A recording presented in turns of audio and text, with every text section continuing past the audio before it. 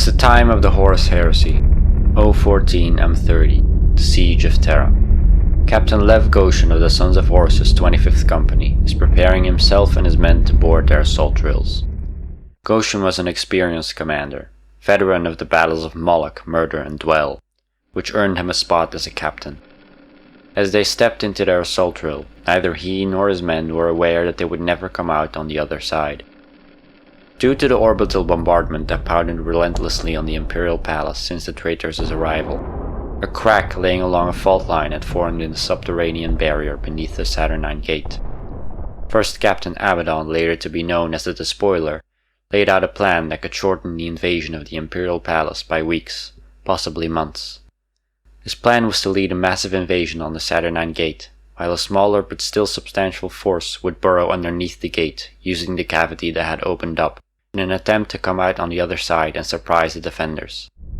And so Lev Goshen and his company boarded their assault drills, with many more elements of the Sons of Horus Legion doing the same. The door closed behind them. They could hear the locking mechanisms engaging, and they took off. This was the last time they would ever be seen alive again. Their assault drill was the Plutona, a small and compact drill with little space to move even when it wasn't occupied by 50 Space Marines. The Plutona, being one of the smaller types, had no teleportation chambers, much like many others in the attacking force. Whatever they would find down there, they would have to face it alone. As they listened to the sound of the engines pulverizing the rock in front of them and the earth tearing at the hull mere feet away from them, they fell into a silence. There was nothing to be said, not until the battle would start. They made their way through the ground, their craft piloted by a tech priest. They were crawling closer and closer to their target, the minutes slowly going by, until they were just 4 minutes away, and then 3, and then 2, and then the sound changed. Everything swayed and pitched, and the drill now sounded like a muffled splutter. The indicator showed that they were submerged in some kind of liquid, magma or mud perhaps.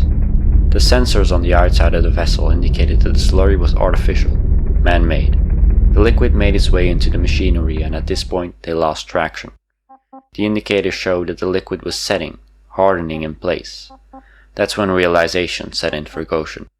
This was a trap. The liquid was some sort of quick-drying sealant, a sort of concrete. They couldn't open a hatch because the sealant would flow in, and they couldn't dig out because the liquid got inside the machinery of the drill and locked it in place. And with only a handful of people even aware that they were down there was no hope for help to come. They were stuck there forever. The Plutona had stopped moving. The silence was likely the worst thing Goshen had ever heard.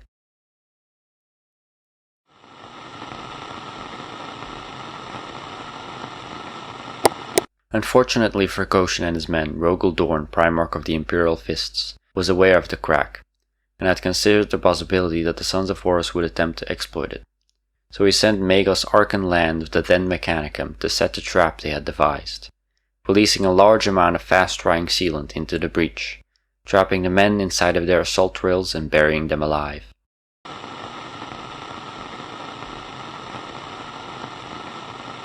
As far as we know, the Plutona, as well as the other vessels that met the same fate, are still down there, even now in M41. Several hundred traitor Astartes right beneath the doorstep of the Imperial Palace. Estimates show they would have power for another 100 or so days. For Astartes, lack of oxygen or food would not be a problem. Their enhanced genetics and organs would be able to keep them alive for a long time. Exactly how long is unknown to us. They have, however, one remaining last resort that could allow them to survive, possibly all the way to M41.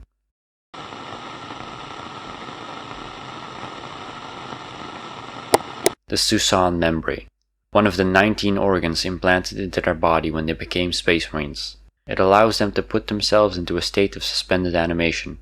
This organ is usually used in order to save the life of a badly injured Marine. However, it is possible it can be used to hibernate throughout the millennia. You know what to do for more stories from the dark corners between the stars, and sharing your thoughts is always appreciated.